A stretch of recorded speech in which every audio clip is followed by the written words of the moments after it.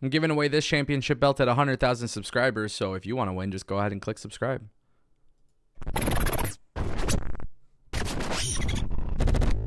Welcome back to the Ango Show. I, of course, am Ango, and today we got a big one because today is the Tuesday Night War.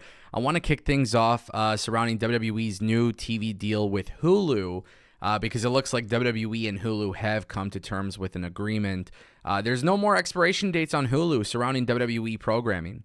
Now, keep in mind, Hulu had some Raw content, SmackDown content, NXT content, main event content, Superstars content, NXT Level Up, Total Divas, Total Bellas. There's been a whole bunch of stuff with WWE on Hulu, and now WWE is launching a reality show with Montez Ford and Bianca Belair that's also expected to take place on Hulu. Before, when we talked about Hulu, we were just talking about how potentially their TV deal was going to end. Maybe they signed a short-term extension, but now there is no more expiration here whatsoever. So it actually looks like WWE and Hulu has come to a new agreement. And honestly, the only reason why I'm talking about it is because I didn't realize how many of you guys actually watch WWE on Hulu. Throughout the last few weeks, we've talked a little bit about streaming services and WWE television, potentially Raw and NXT going to a streaming service like Amazon Prime. We talked a little bit about AEW and on HBO Max. And now with Hulu, when I talked about that, a lot of people were saying, listen, I really hope the deal with Hulu doesn't go away because I watch WWE on Hulu. And I didn't realize so many people actually watch WWE on Hulu. So it seems to be a really good thing that WWE has come to terms with a new agreement.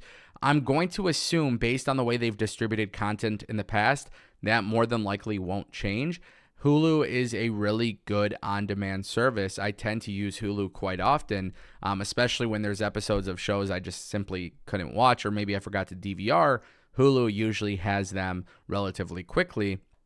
So there is a lot of benefits to people using Hulu. But don't get it twisted. WWE is not going live on Hulu as of yet. There's been no announcement for that sort of thing.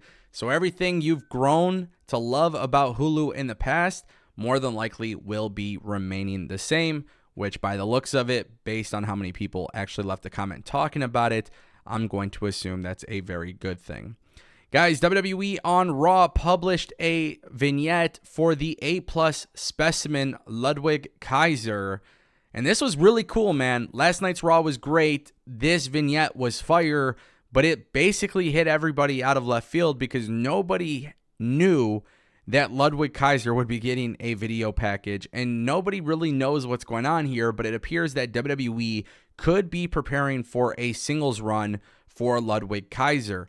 If you've been watching WWE programming for the last few months, there seems to be some very small subliminal messaging that Imperium could be breaking up. And I find this to be very interesting because with Triple H having 100% creative control of WWE programming, I was curious as to why they might go this direction. And it looks like WWE might have a lot of confidence in Ludwig Kaiser because if they didn't have confidence in him, they would not be airing a video package for him. Now, I'm curious to see if they will do something for Giovanni Vinci moving forward as well. I really don't want Imperium to break up. I genuinely love Imperium. They're one of my favorite factions. These guys are incredible, especially when you have Ludwig Kaiser and Giovanni Vinci attacking DIY. To me, there is a lot of great matchups that you could start introducing, a lot of great storylines. However, one thing I do want to point out, you can technically allow Ludwig Kaiser to go more of a singles route without necessarily having to break away from Imperium. But WWE would have to tread very carefully on that because you don't want to necessarily break them up completely, but you want people to know that Ludwig Kaiser doesn't need Giovanni Vinci or Gunther by themselves or without them, right? So at the end of the day, I really believe that the best thing for WWE to do here is let Giovanni Vinci do single stuff. Let Ludwig Kaiser do single stuff.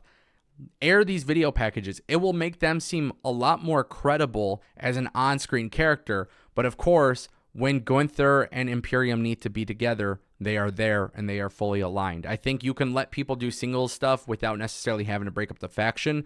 But clearly, WWE sees something big in Ludwig Kaiser, which if you really want to know the difference between a WWE with Triple H and a WWE with Vince, look no further than this, right? Because when Giovanni Vinci went to NXT 2.0, he became Giovanni Vinci, and he became a new character, and it was everything that Vince McMahon loves within his characters. He came to the main roster. He kept the Giovanni Vinci name. I had no problem with that. And I loved everything they were doing with him on NXT 2.0. If you go back and watch my review stuff, I actually did enjoy it. But obviously, I feel like they're all better together. Now, when you look at Ludwig Kaiser on the main roster, it was a little bit different. Vince McMahon didn't really use him as a singles guy, and for the most part, when he was on TV, he was just the mouthpiece for Gunther. Now Triple H has them both wrestling, but Triple H and WWE gave Ludwig a video package vignette, and the A+ specimen, dude, it was so random, but it was honestly really good, and that's why I'm kind of torn here, because I think he could be a really good singles guy, but I really do love Imperium. You know what I love? I genuinely love when wrestling is competitive, and Tony Khan is not hiding how competitive he is willing to be, because realistically what is happening here is Tony Khan is shooting hard on WWE, and Tony Khan is not messing around whatsoever when it comes to the promotion of this event. I'm going to throw it up on the screen right here, right now. We have Twitter, brought to you by Tony Khan. Tony Khan has become a menace on the social media app. He is getting a lot of people talking. And basically, Tony Khan put out a tweet in response to Wrestling House. So House of Wrestling dropped an article. Triple H and Shawn Michaels look to send a message. Exclusive. Yeah, so what does he do? He responds with, I have a message for them. See you tonight at a special Tuesday night AEW Dynamite Title Fight Tuesday. At least the first 30 minutes are commercial free. Plus a big overrun tonight, and the image that he used is bald asshole. That's not it. Tony Khan is making it very clear he is ready for war, because coming up in hours, Title Tuesday, 10/10 on TBS, a special huge Tuesday, AEW Dynamite. Before Dynamite fans in the Kansas City area, we recommend arriving in the arena early, because we go live at 6:30 Central Time for the buy-in. Kingston versus Suzuki for the ROH World and NJPW Strong Openweight Championship. And this is obviously in response, trying to get viewers to their program prior. And if you actually look at it too, the show will be broadcasted on X, YouTube, and Facebook. So he's doing a buy-in show for Dynamite. Dynamite card is stacked. WWE is stacked.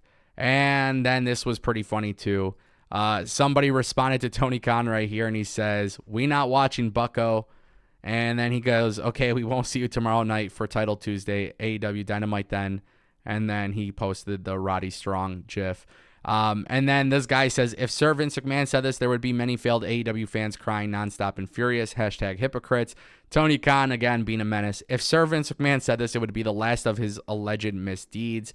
AEW Title Tuesday on TBS. A lot of people seem to be really upset about this. I'm not upset about this at all. I think it's funny.